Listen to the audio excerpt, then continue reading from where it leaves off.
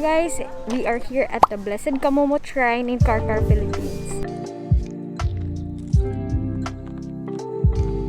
Hey guys, right behind me, is the shrine of the Blessed Archbishop Camomot, and there lies his remains in a form of bone, and that you can pray inside. You get to have the chance of seeing the actual objects that he uses. Apparently, it's not possible to take pictures, take videos. Of course, it's a sign of respect in the Blessed Shrine.